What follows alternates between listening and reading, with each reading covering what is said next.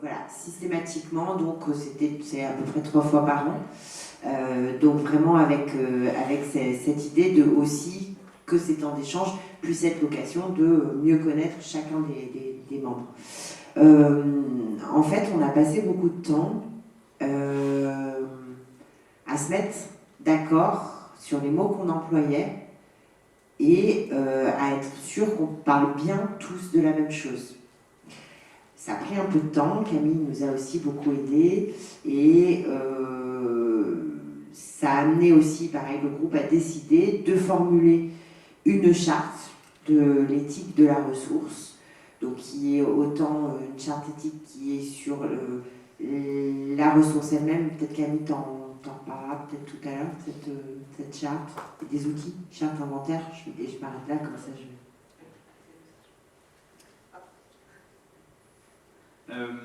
Alors du coup, c'est ça en fait, c'est 2 ans de travail, donc en fait c'est ce qu'on s'est rendu compte très rapidement, c'est que derrière le mot ressources, en fait on avait chacun différentes visions des choses, et donc on parlait de cette nécessité d'interconnaissance, mais aussi parce qu'on a un groupe, et je pense que c'est la force aussi de ce groupe, c'est qu'on a plusieurs échelles, plusieurs typologies, donc comme tu disais, avec des lieux de production, des fracs, des collectifs d'artistes, et donc c'est-à-dire aussi plusieurs forcément interlocuteuristes là-dessus, et donc peut-être aussi plusieurs bénéficiaires de ces ressources, aussi bien les artistes, mais peut-être en fait aussi les lieux, parce qu'en fait c'est aussi ces questions-là, on se rend compte que même entre nous, on a besoin de s'échanger certaines ressources, et le nous, c'est pas juste toujours les artistes qu'on doit accompagner, en fait on se rend compte qu'on est tous avec des fois des inconnus, et qu'en fait on est tous, et c'est ce qu'avait commencé à dire Camille la première fois qu'elle nous avait rencontrés, que en fait, on est déjà tous ressources, on a tous nos ressources, avec notre regard aussi sur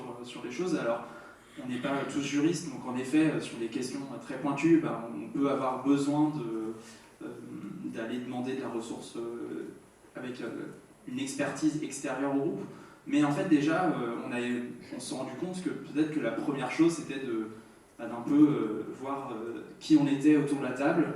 Et donc, il y a eu cette nécessité de faire une cartographie et de savoir donc à la fois d'un côté qui sommes-nous, que peut-on proposer, qu'avons-nous envie aussi de proposer à terme sur la question de la ressource. Et donc pour ça, c'était finalement on revient avec cette charte qui est en fait un outil cadre qui nous permet en fait, de parler le même langage et peut-être d'aller plus ou moins dans la même direction, voilà, en mettant des mots dessus. Donc je vais passer à Camille peut-être.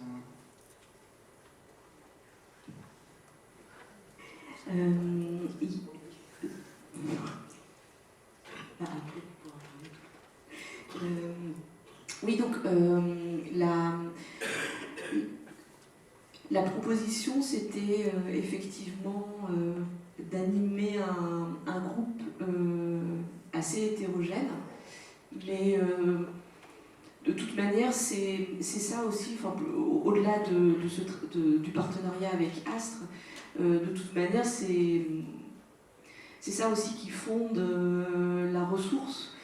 La ressource, quel que soit ce qu'on peut y mettre derrière ce terme, en fait, c'est un ensemble de savoirs qui sont mis à la disposition d'autres personnes.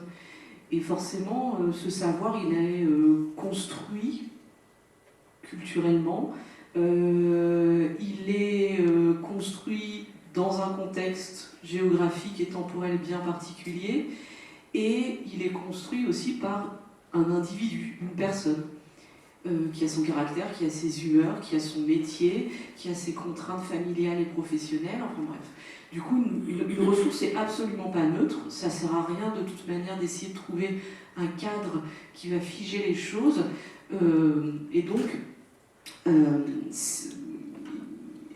l'idée c'était plutôt de trouver des processus pour venir alimenter le groupe, enfin à partir de ses membres, et de trouver un cadre, ou tout au moins des manières d'expression de chacun, membre du groupe, pour aussi bien que chaque personne tente de dire ce qu'elle est en capacité de faire et de transmettre, et que chacun puisse aussi un petit peu formuler.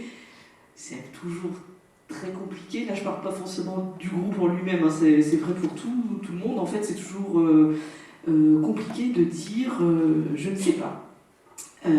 Donc, il faut quand même pouvoir oser dire ça. Et donc, l'expression des besoins, c'est toujours, enfin, c'est pas toujours, mais c'est souvent biaisé. Voilà, faut faire attention avec ça. Et pourtant, la ressource ou les ressources se construisent sur des besoins. Donc, voilà. Parmi donc, les outils qui ont été aussi, donc, ce que disait Axel, assez rapidement construits, ou l'envie de les construire, avec Anaïs. Alors malheureusement, elle n'est pas là aujourd'hui, mais je voulais aussi saluer son travail, donc, qui est en charge de la ressource à Astre. On a travaillé toutes les deux aussi pour préparer ces différentes journées qui parfois étaient des cataclysmes, mais c'est pas grave, c'était chouette. Non, mais dans l'ordre du jour qu'on avait prévu, c'était toujours un peu remis en question. Mais donc avec Anaïs, on a beaucoup échangé, on a beaucoup travaillé sur cette notion-là de ressources, de comment animer un groupe sur cette question de la ressource. Et puis, cette collecte des données, en fait, donc c'est-à-dire un petit peu le profil des différents membres du groupe, quelles sont les ressources qu'il produit, etc. Cette collecte, en fait, elle a été je prends ta place, Cécile, excuse-moi, mais elle a été réalisée par Alice, qui est ici présente. Un gros travail où elle est venue interroger tous les membres du groupe. Ça a été un énorme travail de sa part, ce qui a permis du coup au groupe ensuite, en termes de visualisation de ces données, donc d'avoir cette cartographie dont parlait Axel, et un inventaire un petit peu, voilà, un inventaire des compétences du groupe. Pour le moment, ces outils sont un usage interne au groupe.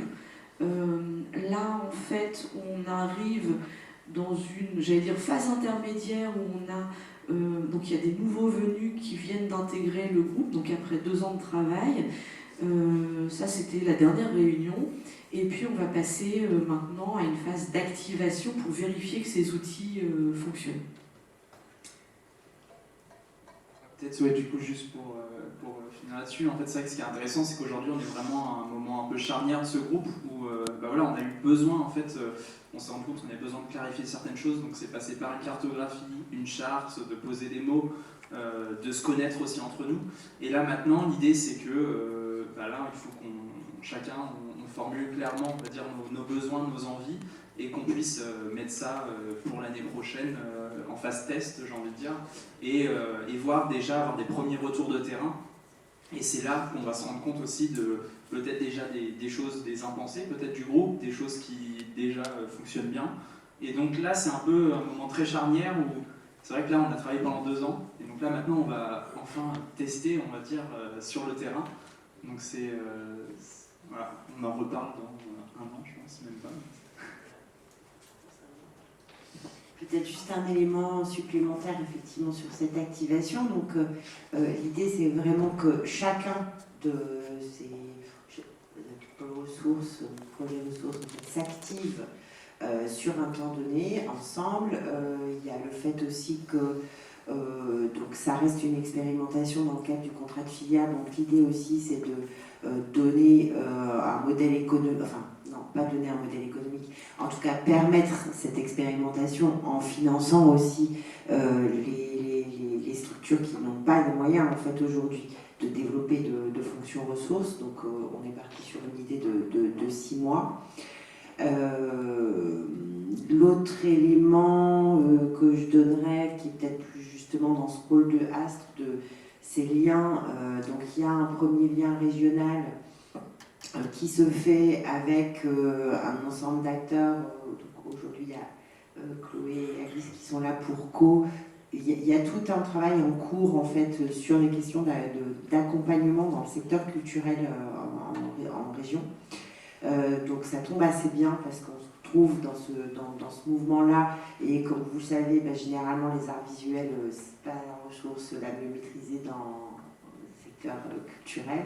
Donc on arrive là à un moment aussi pour pouvoir créer des liens avec des acteurs de l'accompagnement dans le secteur culturel plus généralement. Et l'autre lien identifié est avec le CNAP, donc Antinéa, qui est aussi présente aujourd'hui. Pareil, comment s'articule, comment s'organise, voilà, ce que nous on est en train de faire régionalement, comment ça s'organise aussi avec le CNAP. Donc on est déjà en partenariat avec la FRAP, donc ça c'est déjà fait, mais voilà. Du coup, je trouve ça assez intéressant, toutes ces articulations-là qui sont en train de se mettre en œuvre autour de ce projet-là. Ça semble être le bon moment, c'est bien qu'on ait un peu traîné, je crois.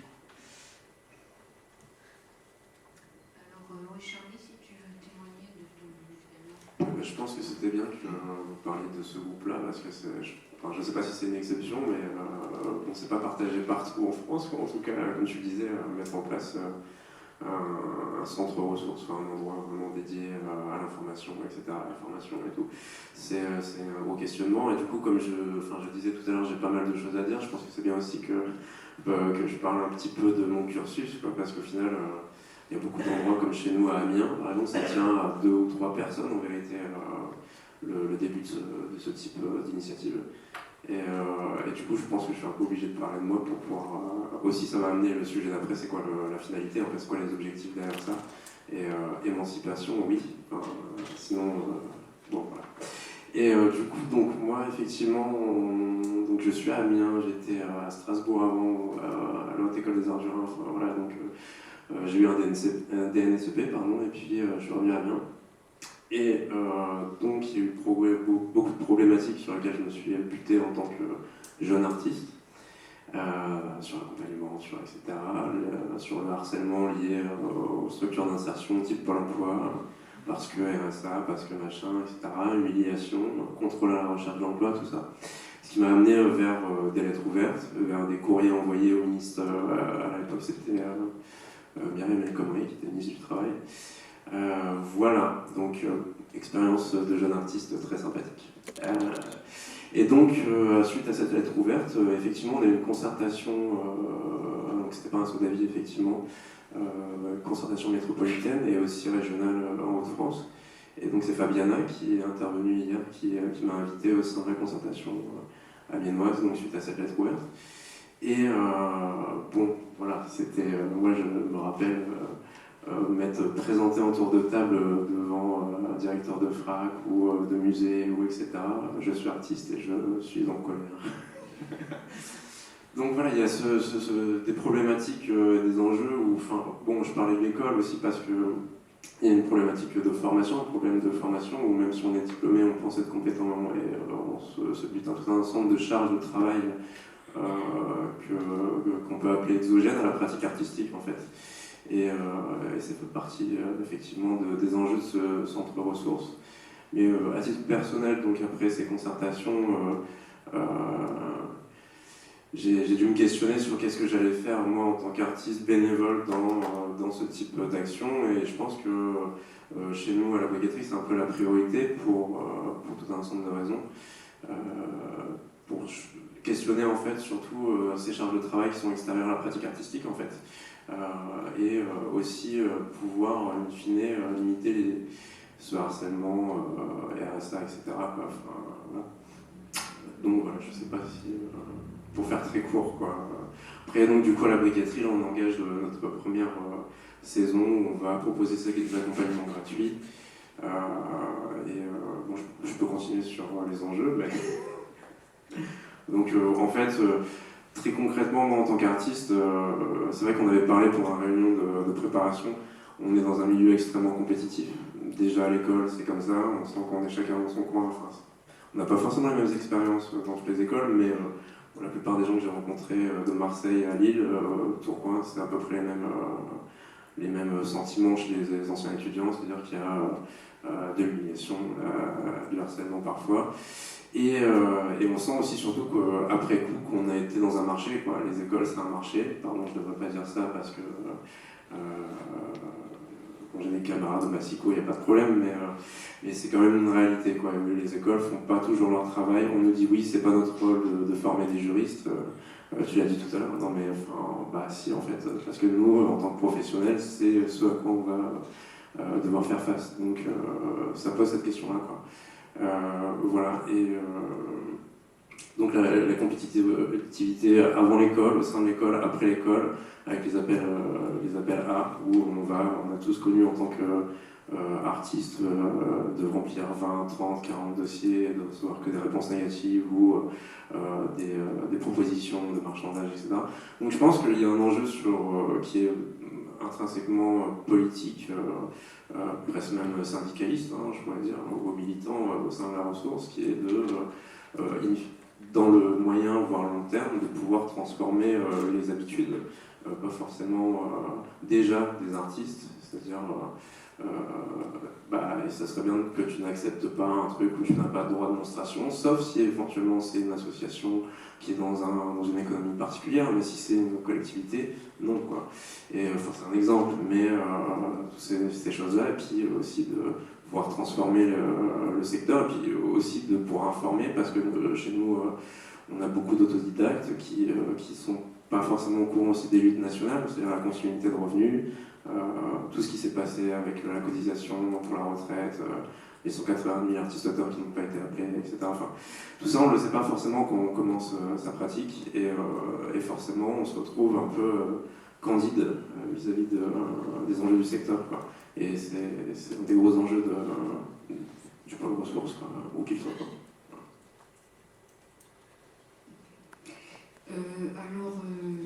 Moi, je suis donc Brigitte Mouchel, artiste-auteur aussi, et je m'occupe d'un lieu d'art contemporain en Centre-Bretagne, en milieu rural. Et on a développé, nous, depuis très longtemps, un pôle ressources. En fait, au départ, ça s'est fait sans le décider. On n'a pas développé un pôle ressources. Il se trouve que moi, ça m'intéressait de dépatouiller les collègues, et puis que j'y comprends un peu quelque chose. Et puis j'ai été syndiquée au CAP, et le CAP est un espace d'auto-formation des uns et des autres.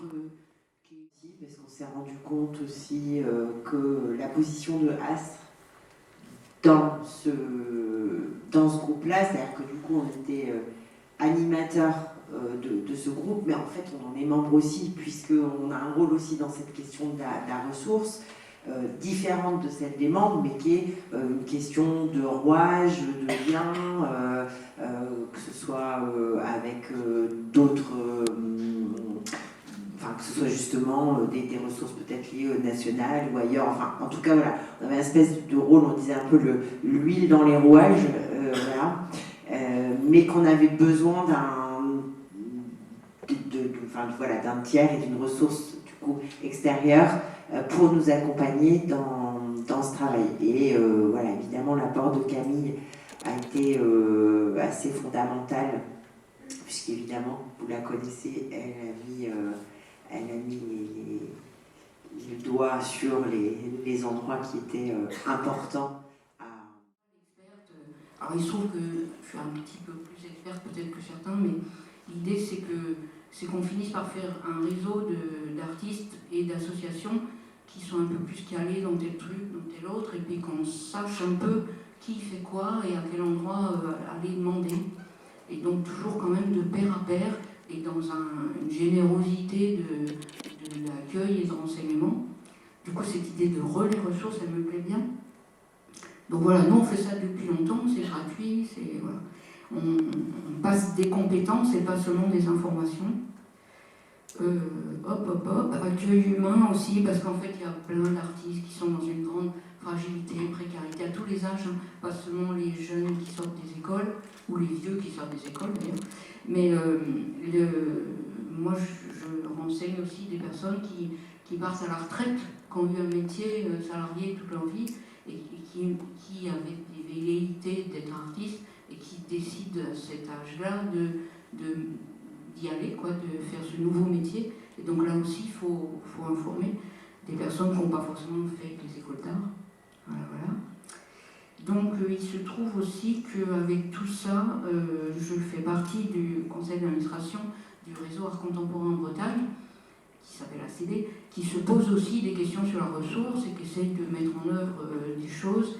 Et à cet endroit-là, moi je me bats pour que ce ne soit pas, comme tu disais, des plateformes. Alors eux, leur idée c'est qu'il y ait plusieurs plateformes, mais quand même des plateformes d'experts, donc le centre d'art, 40 mètres cubes pour ne pas le nommer, qui est expert en formation professionnelle, et puis d'autres comme ça, points repérés, et moi je me bagarre, mais il y a eu une grande écoute pour ça, c'est pas juste une bagarre vaine, hein, il y a quand même quelque chose qui se passe, de faire entendre que la ressource elle est aussi à des endroits, dans des assos, dans des collectifs, et que c'est hyper important, et que c'est pas juste tu t'inscris à un webinaire ou tu t'inscris à une formation qui est tel jour à telle date, mais tu peux aussi téléphoner à un tel ou un tel parce que d'un coup tu paniques, parce que Pôle emploi ou la CAF te demande un truc que tu sais pas ce que c'est, ou c'est le moment de faire ta déclaration de revenus, tu as complètement zappé, tu as loupé la date, enfin des trucs, voilà, des trucs qu'on connaît, quoi. Voilà. Donc voilà. Donc, je ne sais pas si vous voulez rebondir sur des choses ou si on fait déjà un tour de salle. Oui, je voulais rebondir. Moi aussi, j'étais à la CAF, enfin, je suis toujours à la CAF, mais au CAP, pardon. Je passais à Snap CGT, mais bon, bref, peu importe. Non, mais je suis d'accord avec toi, et quand je disais tout à l'heure, tu vois, jeune diplômé, en fait, par rapport oui, effectivement, on peut devenir autodidacte, on peut démarrer une activité tard, mais si déjà le jeune diplômé qui, a priori, est passé dans un cursus soi-disant prestigieux, ne sait pas, encore moins quand tu es en reconversion professionnelle, tu vas être encore moins au courant, effectivement, heureusement qu'il y a des, au CAP par exemple, heureusement qu'il y a une ressource en ligne qui aide beaucoup, énormément, quoi. Mais voilà, c'est un enjeu qui touche effectivement tout le monde dans l'activité, quoi, quel que soit l'âge ou la formation initiale, quoi. Et j'ai oublié de dire qu'en fait, quand on fait des interventions, des réunions, c'est toujours en partenariat avec d'autres lieux, frappe ou pas frappe, mais des assos, des collectifs du coin pour que vraiment ça circule, en fait. Donc c'est toujours des partenariats avec d'autres associations.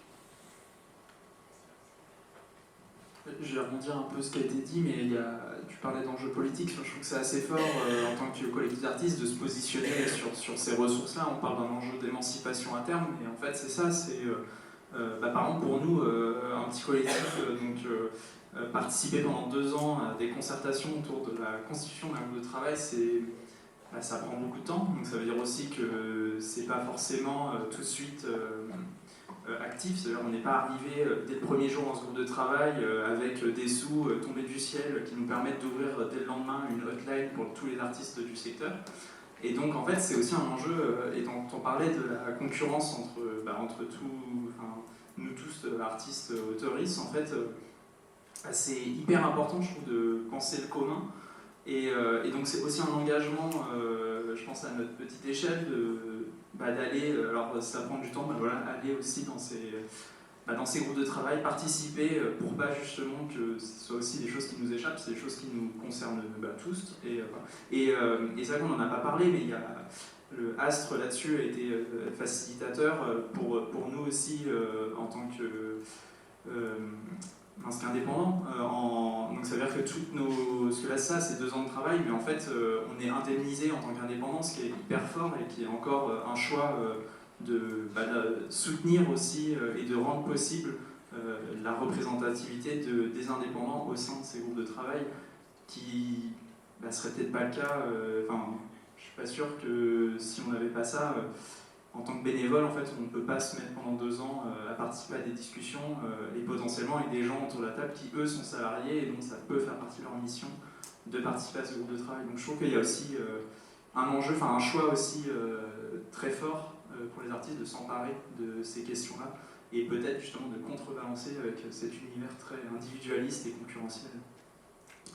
Oui, et puis je trouve qu'on contrebalance aussi sur le fait que l'idée que la ressource serait diffusée par des experts bien repérés et la difficulté qu'il y a à reconnaître qu'en fait, nous, entre pairs, on est aussi experts, chacun un peu dans notre manière, et qu'on partage cette expertise, parce qu'on n'est pas tous experts de tout, on n'est pas tous hyper doués en compta, en juridique, en rédaction de contrats, etc. Donc se bagarrer pour faire reconnaître que ces compétences-là qu'on a en tant qu'association et en tant qu'artiste, elles ont une vraie valeur, et que c'est pas parce que c'est gratuit ou qu'on n'a pas l'étiquette formateur que ça n'a pas de valeur, et qu'au contraire il y a une certaine valeur qui n'est pas chez eux, qu'on apporte en plus. Je rebondis tout de suite sur le terme de valeur, parce qu'en fait, alors, donc, je réfléchis tout en parlant, donc mon propos risque d'être un peu confus, mais il y a cette valeur aussi parce qu'il y a la qualité de la relation forcément entre pairs, qui est d'une certaine nature, mais je pense qu'il y a maintenant, j'allais dire, enfin je suis pas sûre que ce soit un nouveau stade peut-être à atteindre, mais peut-être que ça va biaiser ce que je disais juste avant, donc sur la qualité de la relation entre pairs. Bon, donc c'est pour ça que je suis pas sûre de moi en disant ça, mais il y a aussi un autre stade à atteindre, c'est de montrer la valeur de l'expertise des individus et des collectifs d'artistes aussi, expertise pour d'autres que des pairs. Et ça aussi, c'est un truc, par contre, qui est, je pense, une montagne à grimper, qui risque, avec un chemin très sinueux et chaussée de tongs, je pense que ça va être très long. Mais en fait, on a en plus des difficultés. Mais en plus de ça, je pense qu'il y a aussi des difficultés parce que si on prend l'exemple de la formation professionnelle, qui est, j'allais dire, de moins en moins accessible pour des collectifs d'artistes qui voudraient proposer une offre de formation. L'autre difficulté aussi, c'est que le régime social des artistes individuels, des artistes auteurs, autrices, ne permet pas en fait d'être, en tant qu'artiste, d'être rémunéré sur la formation professionnelle, plus d'autres raisons font que pour un artiste, se dire expert ou se dire être en capacité de construire de la ressource et de donner de la ressource à d'autres personnes que ses pairs, ça risque d'être... Enfin, c'est compliqué. Je pense que c'est encore autre chose, et pourtant c'est ultra important parce que sans ça, rien... comment je pourrais dire ça simplement, mais en gros, on sera toujours dans une image très infantilisante des artistes qui... Ce sont eux qui ont besoin d'être accompagnés et forcément la réponse vient forcément soit de leur père, soit de personnes extérieures. Mais il n'y a jamais ce renversement des rôles, il me semble. Alors, oui, et à l'intérieur de ce groupe, je crois que c'est aussi spécifiquement ça qu'on a travaillé, quoi. Voilà. Non, mais... Ouais. C'est vraiment cet endroit-là, c'est-à-dire que l'engagement de chacun, enfin, l'engagement de chaque structure dans ce groupe, chacun vient avec justement la ressource dont il est porteur, celle qu'il connaît, celle que aussi il sait qu'il a. Il y a vraiment c'est aussi un fondamental qui du coup a été écrit dans la charte, puisqu'on a parlé d'horizontalité entre, je ne me souviens plus, les compagnons, enfin, je ne sais pas comment c'est, je me souviens plus exactement comment c'est dit, mais effectivement, et que somme toute, il n'y aurait pas un porteur de ressources qui aurait plus de valeur qu'un autre. Il me semble que là aussi, il y a un autre élément en pendant. C'était un peu tout notre sport aussi dans ce travail-là, c'est que c'est toujours difficile de séparer la ressource de la forme de la transmission. On sépare pour les moments pour avancer, il faut séparer, mais en fait, pour de vrai, c'est jamais séparé. Je pensais à ça par rapport à ce que tu disais là en Bretagne avec un peu des différents pôles. La question, c'est oui, les modes de transmission, c'est-à-dire qu'il y a une somme de ressources qui pourra être disponible en ligne, qui sera accessible pour quelqu'un en ligne et pour une autre personne, si elle n'a pas une transmission orale de quelqu'un qui lui dire bah, viens, on regarde ensemble, etc., passer à côté de l'information pour X raisons. Donc tout ce positionnement aussi, et c'est ce chemin aussi qu'il y a à faire pour chacun des pôles ressources ou de relais ressources sur comment je transmets quelles sont mes capacités aussi, hein, parce qu'il y a aussi des histoires individuelles pour une personne, peut-être voilà, avoir un entretien d'1 heure en face à face, c'est pas quelque chose d'envisageable, on peut faire transmettre un PDF et c'est très bien. Et de la même manière, les modes de transmission, ce qui est important, c'est que ce soit le bon suivant la personne qui va donner la ressource et suivant la personne qui va la recevoir, quoi. On va vous passer la parole. Je vais juste rebondir sur ce qu'a dit Charlie. Maîtriser sa profession, en fait, savoir faire, connaître ses droits, savoir faire sa déclaration de revenus, etc. C'est une manière de maîtrise, donc d'émancipation aussi. Mais il y a aussi savoir repérer à quel endroit il y a des failles, où il y a des questionnements. C'est-à-dire que savoir entrer dans le système tel qu'il est, c'est super, mais aussi à repérer les endroits où il y a besoin de se bagarrer dans un syndicat, par exemple le CAP, pour faire bouger les choses aussi. Ça fait partie d'une transmission entre pairs qui est vachement importante. Et que des experts, si on fait venir un juriste, il ne va pas nous dire, ou un comptable, que là, il vaut mieux passer là ou passer là, parce que ça sera... Voilà, bref. Oui, avant de passer la parole dans la salle, je vais permettre d'intervenir par rapport à ce que vous disiez aussi à un moment, Axel et Charlie. Je l'ai dit hier, je le redirai aujourd'hui et peut-être encore demain, mais on est systématiquement renvoyé à une injonction de fédération sous couvert de dire les plasticiens sont individualistes, ils ne travaillent pas ensemble, ils ne peuvent pas se réunir. Avec nos meilleurs amis du spectacle vivant, j'en ai aussi beaucoup discuté avant d'entrer dans l'UFISC. On peut vous aider à vous structurer, on va vous aider à structurer les artistes-auteurs. En fait, on veut des sous, parce que tant qu'il n'y a pas de fonds d'aide au paritarisme et que ce n'est pas possible d'avoir un travail syndical, ça ne sert à rien. On n'a pas besoin de vous, d'une expertise encore externe qui viendra nous expliquer comment travailler ensemble, se former, se syndiquer, porter une voix collective. En fait, et il y a des syndicats, mais tant qu'ils n'auront pas de financement, ça n'a pas de sens, en fait. Donc, mais c'est toujours, on est quand même préservé dans ce milieu, enfin préservé au sens négatif du terme, si tant est que ça existe.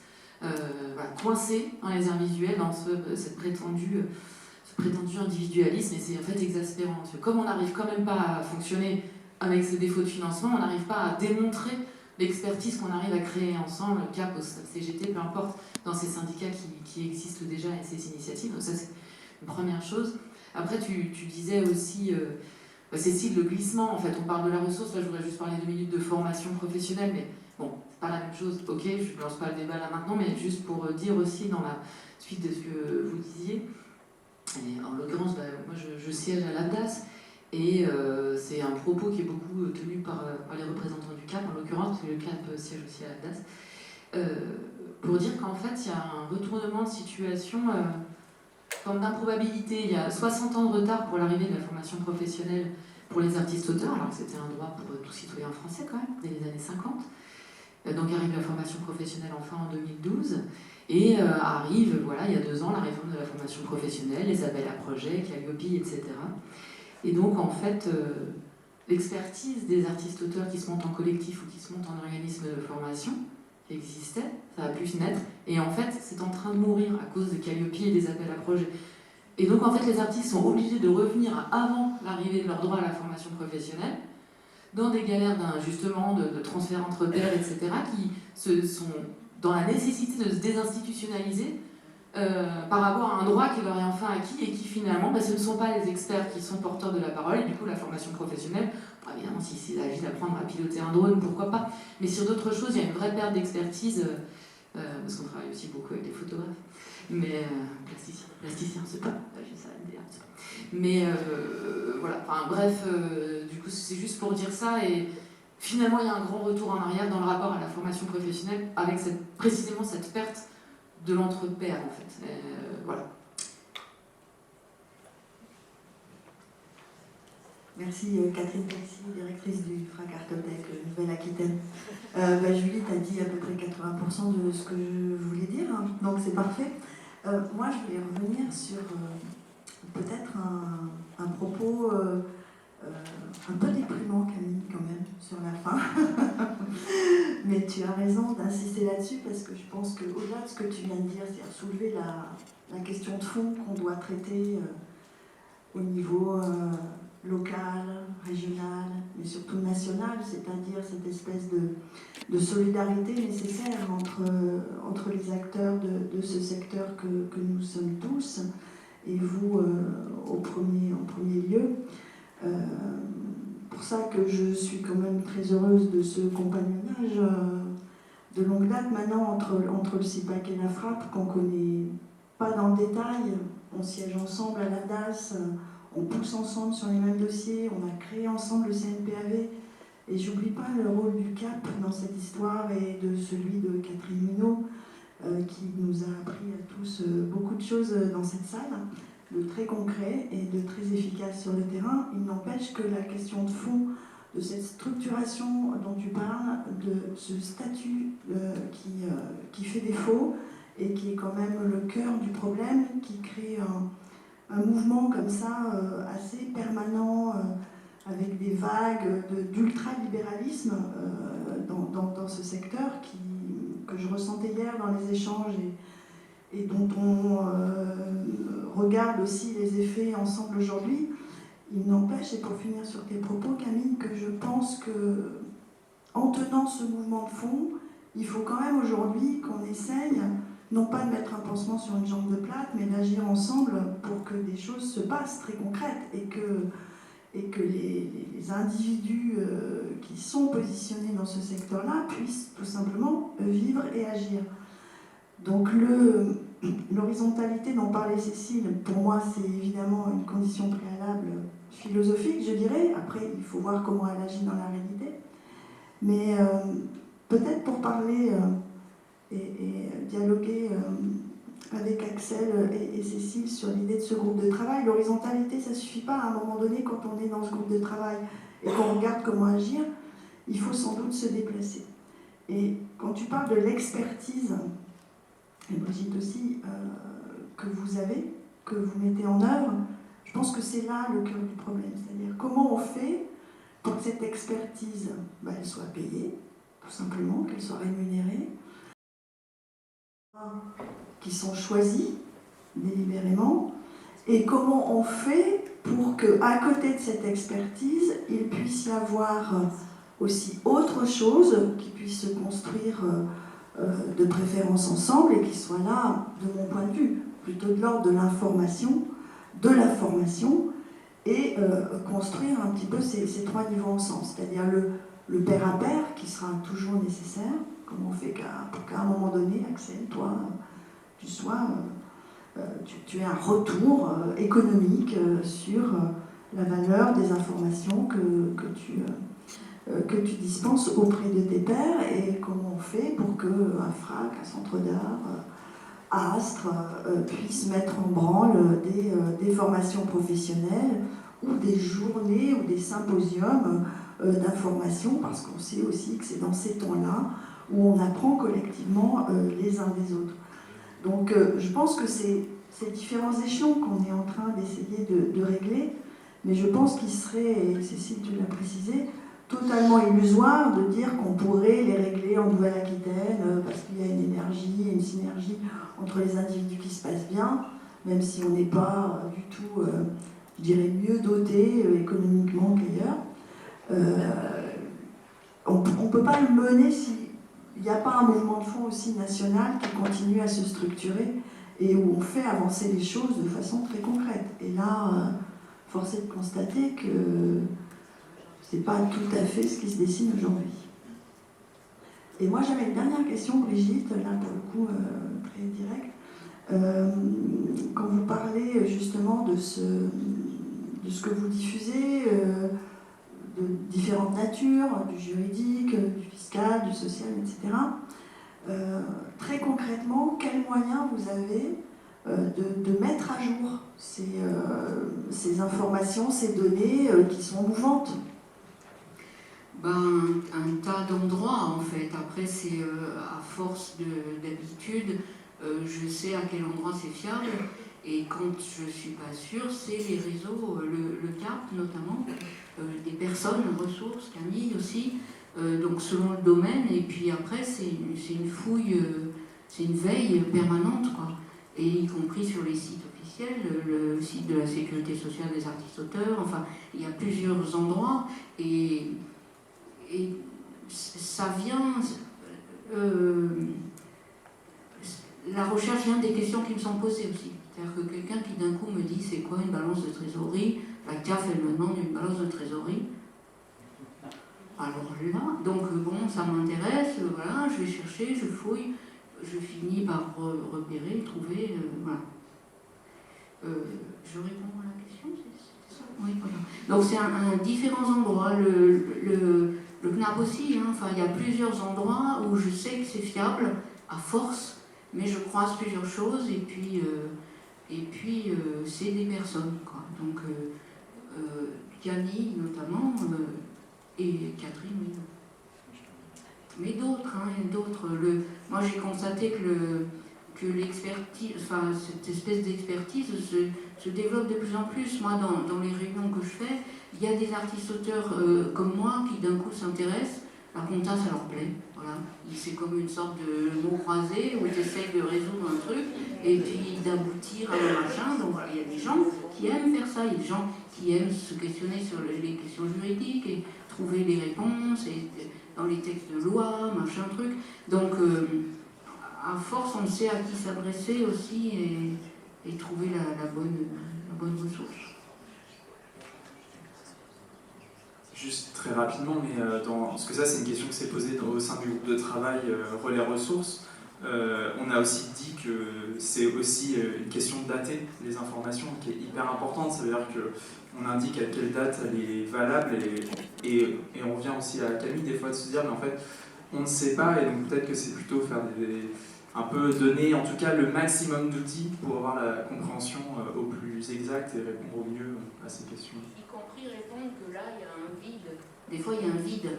Hein, il n'y a pas l'info où c'est un peu flou, quoi, notamment des histoires de Pôle emploi ou de.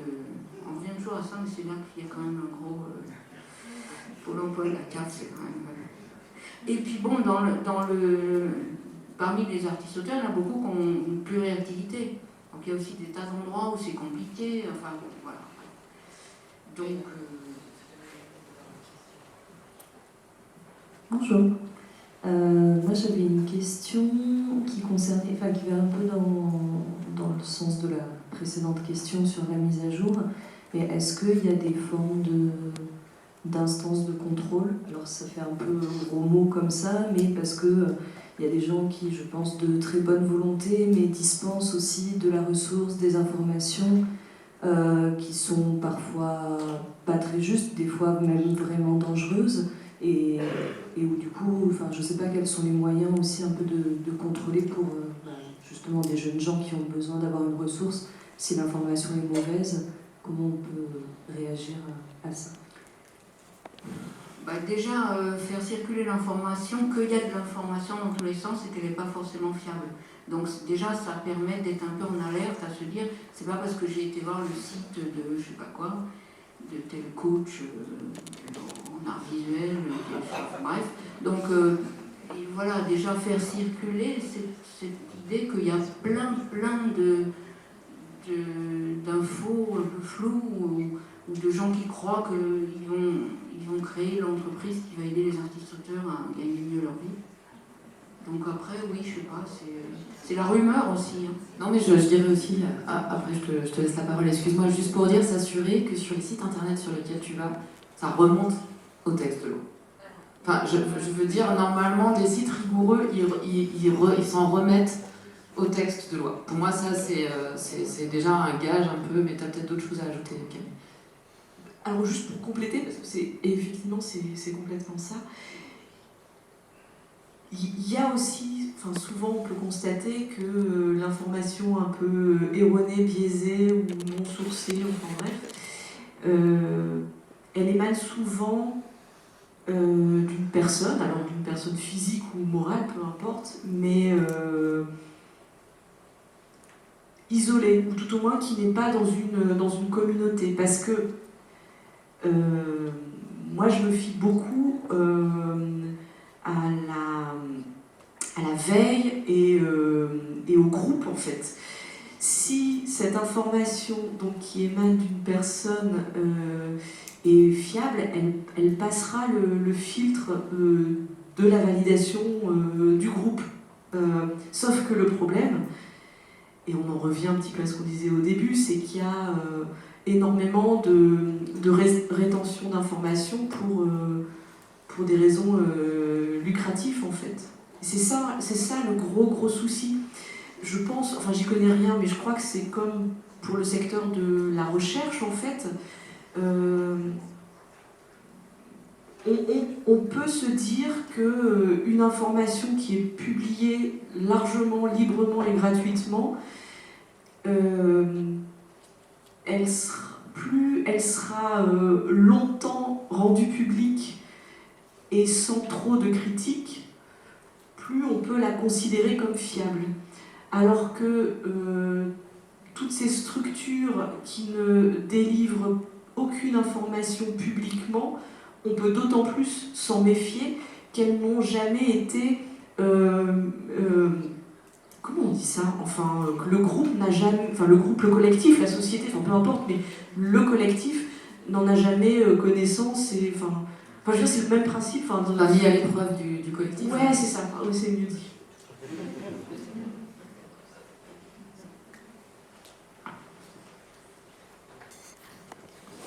Bonjour.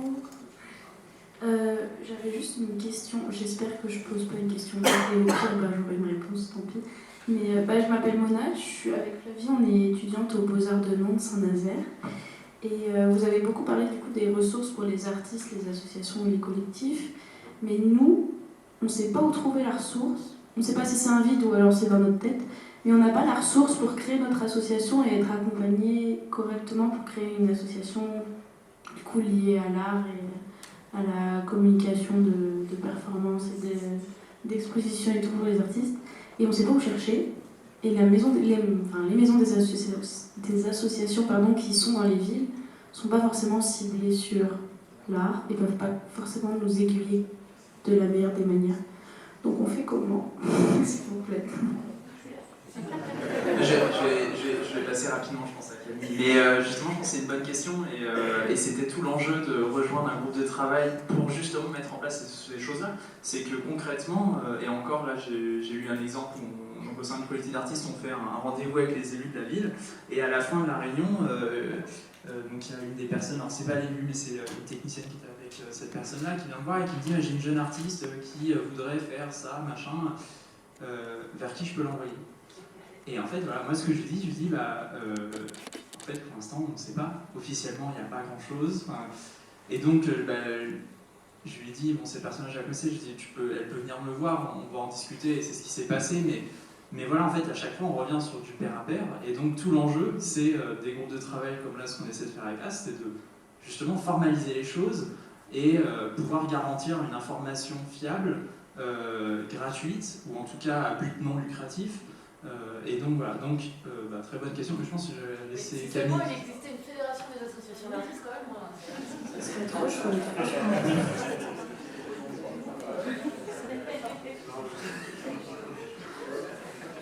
C'est bon, je l'ai dit. Mais Camille va peut-être le dire, c'est son employeur. Alors, contrainte et forcée, je suis à votre disposition. Non mais redis ce que c'est que le sens de la frappe du coup, parce que peut-être c'est ça qui est pas très clair, ce qu'est la frappe. Alors la fédération des associations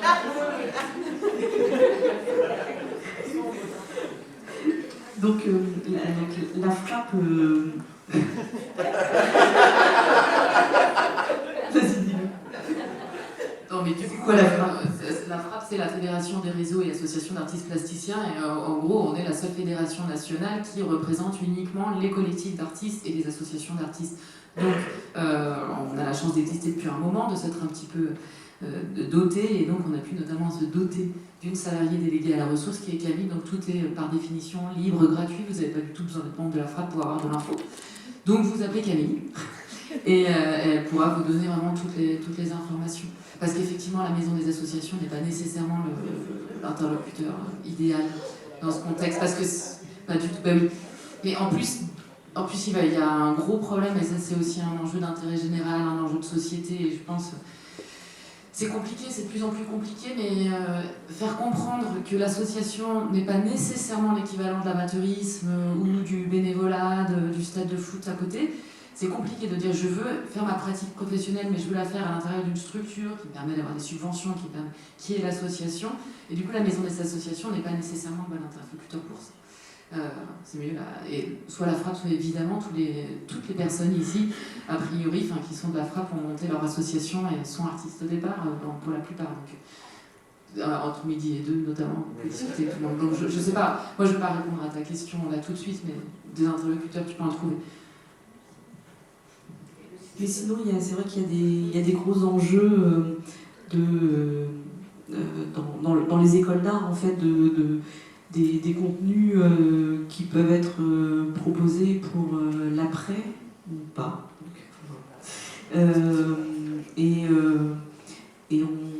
Avec Marie Tulou, donc, sa structure s'appelle le Gyroscope, on est en train de tenter de monter un projet un peu différent à destination en l'occurrence d'une école d'art en particulier. Mais l'idée, ce serait d'aller un peu contrebalancer certaines propositions dans les écoles où il faut intervenir des personnes de manière très one-shot, et puis des personnes qui viennent avec une expertise très pointue, mais peut-être un peu désincarnée. Et donc avec Marie, on réfléchit à une manière de faire...